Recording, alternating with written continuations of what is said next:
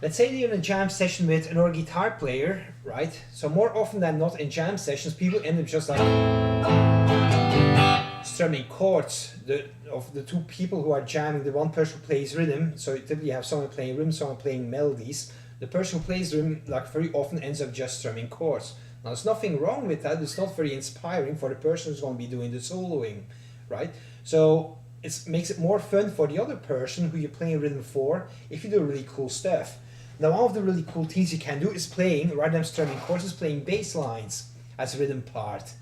So let's say key of A minor, for example, right? A minor chord, you got G, A, G, A. It's really simple, but it drives the beat and lays down a really good foundation for the person who does the soloing. So, which leads to following now. A very common mistake when playing bass lines is making them way too complex.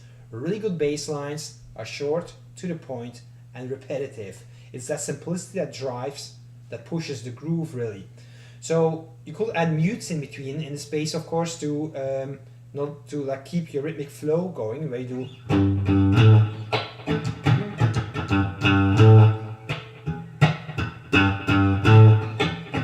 So adding some percussion to it makes it even more interesting.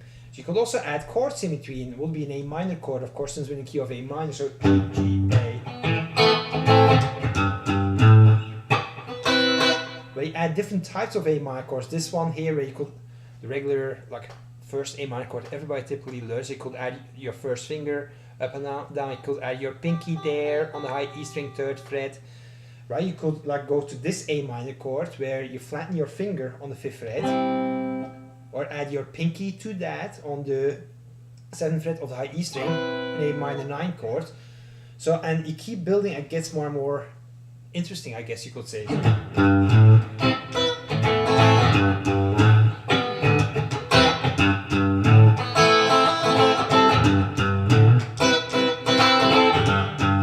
And so on. You could of course also add bass notes. It doesn't have to be just GA, it could be GAC for example. Now you have 3 notes now of an A minor 7 chord.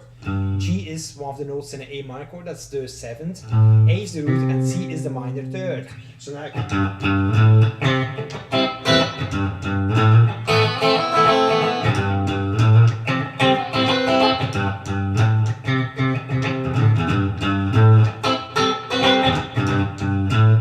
add the open low E string, that's in a part of an A minor chord, also is the 5th.